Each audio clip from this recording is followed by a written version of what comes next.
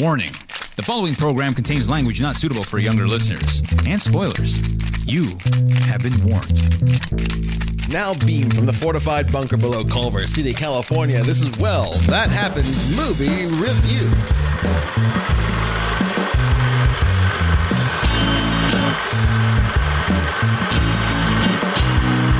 Guess what, Jeff? What's up? Guess what, Sam? I'm going to say that it's a second episode. I saw a movie. No way. I did. I saw a movie this week. What'd you see? I saw An Honest Liar. Oh, shit, that's what I watched. That's what I watched too. Are you fucking kidding me? Oh, man, it's like we're on the same Wavelength? Nice. Wavelength. Well, hey, let's talk about it. All right. That's right. An Honest Liar came out in 2014. It's the documentary about the life and career of the renowned stage magician turned scientific skeptic of the paranormal, James Randi. And this was a choice by surprisingly not Jeff, because he picked Primer. Trust me, I actually did really want to choose this one. The only reason I didn't choose this one was because I figured, we've done a documentary before. Maybe we should shy away from documentaries for a change. So I watched it myself on my own time, and then Todd mentioned it that he wanted to watch it, and I was like, let's do it. And Todd was the one who chose this film, so with no further ado, does that count? Yeah, it works out. Absolutely. Yeah, sure. Todd, what are your thoughts of An Honest Liar? Here's the deal. I'm a big fan of James Randi and of his work. I think that he's doing the Lord's work. He is debunking psychic. He's going around and protecting us from charlatans and debunkers, and he's made quite a name for himself doing that, as well as being an amazing sleight of hand artist and escape artist. The guy's just an all-around badass. I thought this movie was really, really good. Not great. Not the best movie I've ever seen. Not the best documentary. Not really fantastic, but it was really, really good. The movie is awesome. It explains who Randi is and what he has done. It talks about a lot of his work, and it really got in depth with the Uri Geller business, which was really cool, and the Alphas, which I thought was really neat. Then it focused on his personal life. Also, really cool and interesting. I had no idea that James Randi was a homosexual. Didn't know that until I saw this documentary. My only issue with the documentary was I felt that the filmmaker was not consistent. I felt that they bounced around between the ideas a little bit, almost like it was edited by a different person. You know what I mean? Like it was edited with a different vision. I would have liked to have seen a more consistent through line. But on the whole, I genuinely enjoyed the film. I gave it a 4 out of 5. All right. Jeff, what did you think? I have to come clean. I'm extremely biased. I love James Randi. He's one of my all-time personal heroes. Anything the man does is, in my opinion, amazing just because he's always debunking the charlatans out there. He is bringing the light of the reality to people and trying to expose people who are using magic or deception to bilk people out of their money. And the whole reason I have become an atheist, a magician, the way my life has kind of gone, I have to say is direct influence of James Randi. So I have to say I love that. And I did know he was gay. He came out, I believe it was 2010, inspired by Harvey Milk. This was not in the documentary. So this is just for your information. So coming into this movie, I loved it. I honestly loved it. You know, him talking about his work with Uri Geller, with Peter Popov, with the Project Alpha, and all the other ways he was trying to debunk charlatanism, knowing how they're, do the psychic surgeries. Loved all of that. Personal relationship with Jose Alvarez was, to be honest,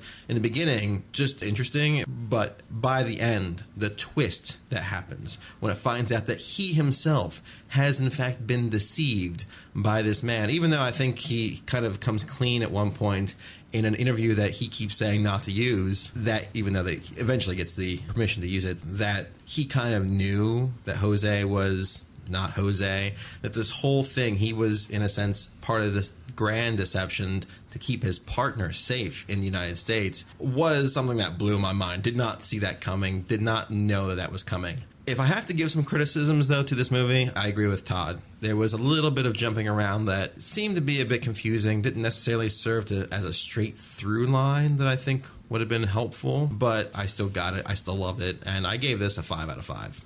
I felt that this movie was more of a recap of the man's life with the twist of the homosexual relationship, which I had no idea. I don't know a lot about James Randi. For me, I learned most of the stuff through little clips that I've seen of him debunking stuff on television shows from yesteryear when they were allowed to go on there and show people that charlatans exist. I thought that was very interesting. The Alphas Project, the just conniving of James Randi, the way he set this whole thing up was genius. His battles with Uri Geller, I thought was amazing.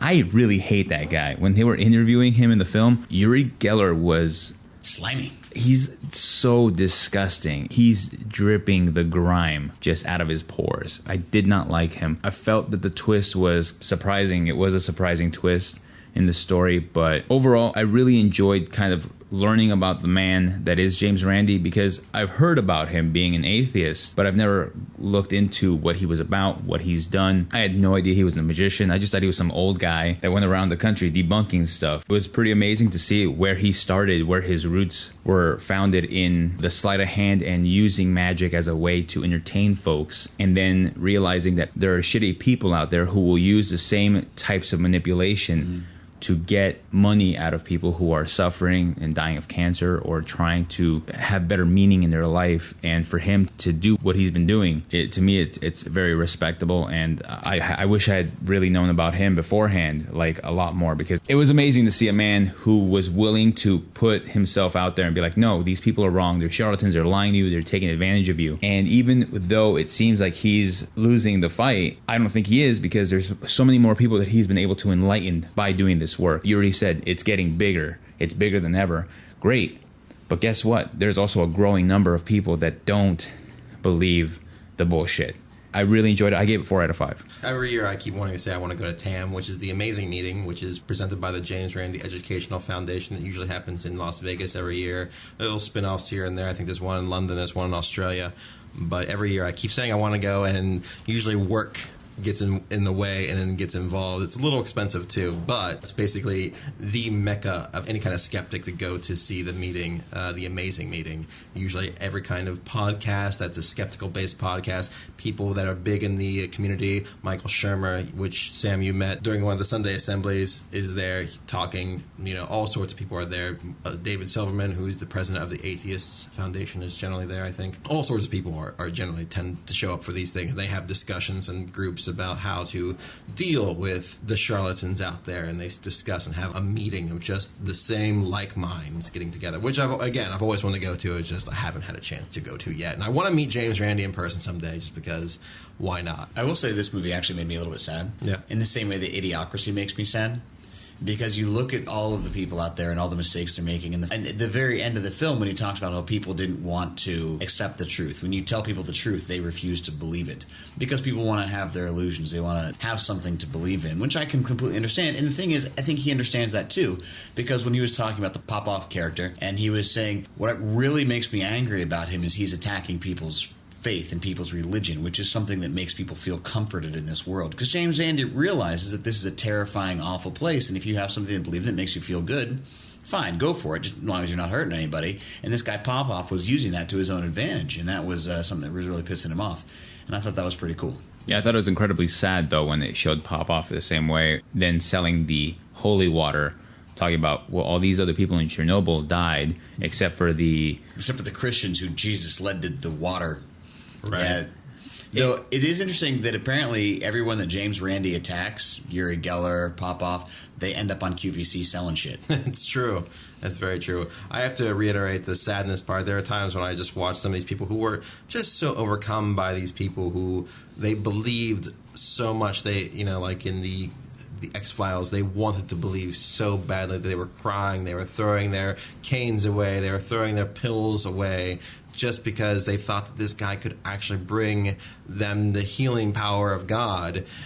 And it's so sad because while I don't necessarily believe in God, he's doing mental gymnastics to try to maybe, I assume, think that he is giving them I don't even know what the hell he's trying to do, but he is bilking these people out of their money, and it's so sad to me. And that's why I nominate Popoff to get his ass kicked this week. Oh, wait, wrong show. Wrong show. For me, when the Alphas Project, when they were talking about that, and the two gentlemen were mentioning the BBC reporter who truly believed in the psychic abilities of Uri Geller and these two young gentlemen, when he followed the strict rules that James Randi had presented to the news reporter, and they couldn't pull off. He called Randy the devil or whatever. He called Randy the devil, and they said he had a full mental breakdown. that they hurt him. They weren't, Right. you know, it's not that it was an intention to, but people's faith and people's beliefs were so strong that once that belief is shattered, it can hurt people's psyche. And for them to describe it, it was heartbreaking to see that while just trying to expose the truth and tell you that these things can be harmful to people, but then shattering their belief system is also harmful. Where do you try to strike the balance at that point? It makes it difficult, and you have to kind of pick a side of what you're going to do. And for me, I'm on James Randi's side, bitches. Shatter the psyche. That guy with the vest, the one of the two that was part of Project Alpha, I would like to go see one of his shows, because I bet if he was doing that shit while he was 17, right, and he was fooling scientists and government officials while he was 17, I bet his magic show now is amazing. His stage name is Banachek. Banachek. Yeah, and he is a very popular mental magician. He has several books out there. I love mental how magic. they were their press conference. They said, "So how did you do it? How'd you do it?" He's like, "Well, we cheated." Yeah, That's and awesome. And everyone's jaws were on the ground and on the floor. It was amazing. Yeah, no, it was great. Honestly, great and heartbreaking at the same time. Yeah. Kind of goes back to the whole premise of the movie. You know, you can believe these things and be comforted, but you might be bilked, or you run the risk of having your illusions shattered, but living in a more realistic society. Yeah. So, what did you think about The Honest Liar? Let us know at facebook.com/WTH podcast. Drop us an email, WTHpodcast1@gmail.com, or follow us on Instagram at WTH Podcast. Also, we had a Twitter, WTH Podcast 1. Damn. Seriously, I know I said it in the episode on Monday, but we do have a lot of social media, and we want to hear from you, our WTH Army. Let us know. Let us know what you think. Give us a shout. We'll put it on there. We'll talk about it. That's right. We'll talk about you. That's right. We will. We will talk about you. We'll talk about how pretty you are, what color your underwear you're wearing. And the dirty, dirty things that we'd like to do to you. What? Yeah, it sounds right. And the next movie for the WTH review crew. Ooh, did I just come up with something? No, you didn't. No, I didn't. It will be Odd Thomas. I don't know who it stars. It stars that guy who does Chekhov in Star Trek. Anton Yelchin? Yep. Yelchin? It's pretty Close close. enough. It's based on the Dean Koontz novel. So, yeah, that'll be our next review. And, well... An honest liar. That happened.